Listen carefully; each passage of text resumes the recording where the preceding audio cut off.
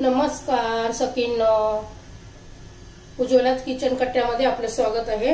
आज आपण वेगळा पदार्थ भाजी करणार आहोत। एक शेवग्याच्या पानांची एक वेगळा पदार्थ बनवणार आहोत आपण।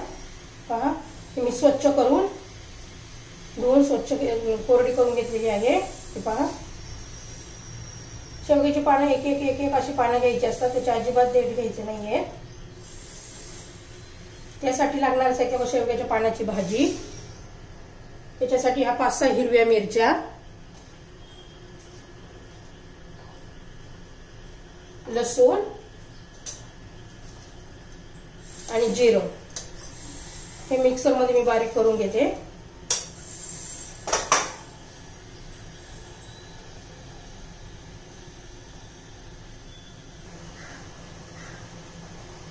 मिक्सर मध्ये मिरची आणि लसूण बारीक करून घेतलं आहे। मिरची, लसूण आणि जिरं हे घालायचं याच्यामध्ये। खूप छान लागते शेवग्याच्या पानाची भाजी म्हणा, आता आपण कटलेट सारखं करणार कटलेट। हे बघा, त्यात आता मीठ घालूया, चवीनुसार मीठ घाला।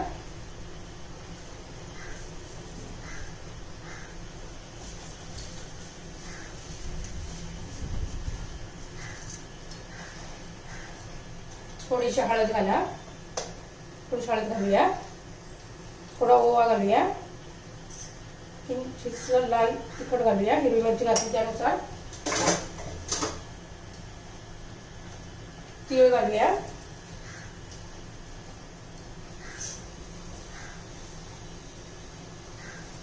दोन चमचे तांदळाचं पीठ घालू,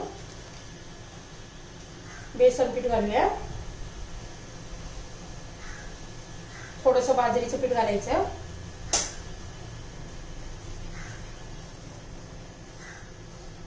एक कांदा घेऊन बारीक चिरून त्यात कांदा घालूया आपण। एक बारीक चिरायचा आहे कांदा।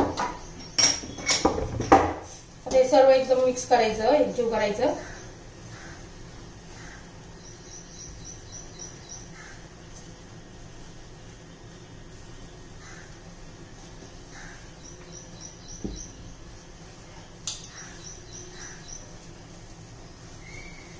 घट्ट असं मळून घ्यायचंय आपल्याला हे।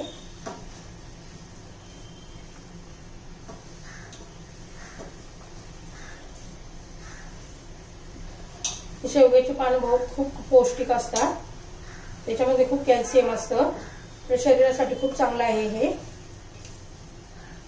औषधी आहे हे शेवग्याची पानं।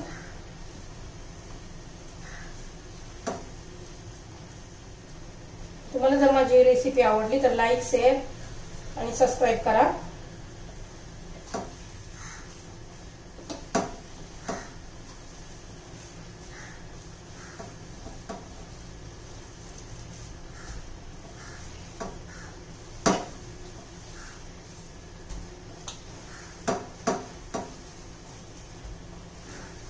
बघा, आपला घट्ट असा गोळा तयार झालेला आहे। जास्त पीठ पण नाही घालायचं, कारण आपल्याला या भाजीची चव कळाली पाहिजे खाताना शेवग्याच्या पानाची। आता याचे आपण गोल गोल पेढे करून घेऊ, म्हणजे कटलेट सारखं करून घेऊया। हे बघा असे।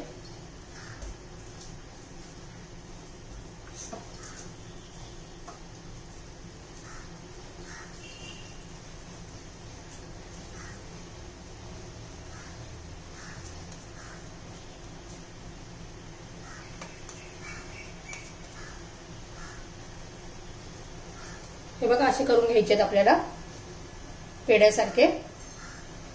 मी आता सर्व बनवून घेते असेच। हे बघा, सर्व मी असे कटलेट बनवून घेतलेले आहेत। इकडे मी कुकर गरम करण्यासाठी ठेवलेला आहे। थोडं गरम झाल्यावरच आपण त्यात वड्या ठेवायच्या आहेत। एका प्लेटला तेल लावून मी कुकर मध्ये ठेवलेलं आहे। आता हे बघा काय करायचंय आपल्याला, हे तीळ घेतलेले आहेत, त्या तिळामध्ये आपल्याला हे असे बुडवायचे, तीळ लावून घ्यायचे। मी सगळ्याला तीळ लावून घेते।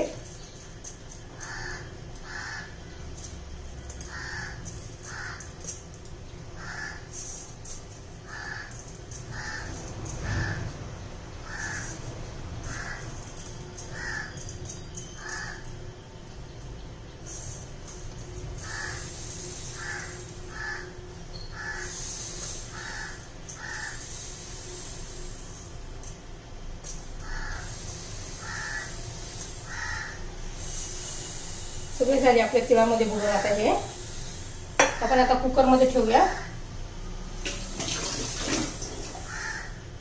कुकर आपण गरम करण्यासाठी ठेवलेला आहे.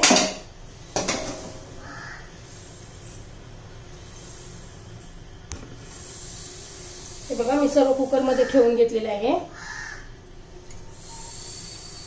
याला आता आपण 3 शिट्ट्या करून घेणार आहोत.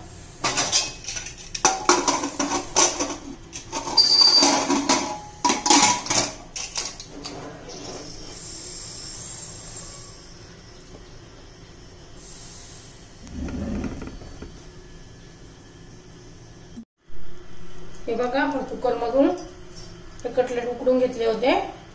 आता ते थंड झाले आहे. कढई गरम करण्यासाठी ठेवलेली आहे. आपण आता तळून घेऊया. तेल घातले, गरम होते तेल.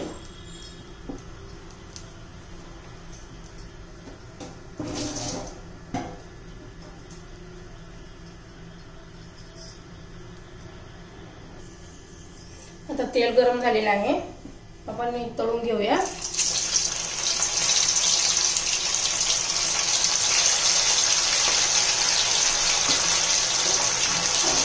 छान असं खरपूस होईपर्यंत आपण तळून घेणार आहोत. मध्यम गॅसवर करायचं.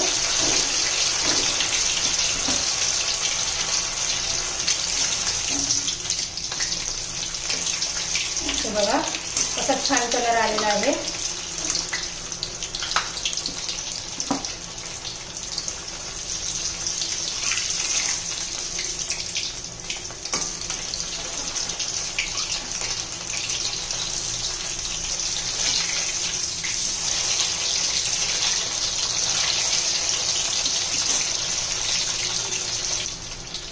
आता आपण काढून घेऊया. हे बघा किती छान असं दिसतंय.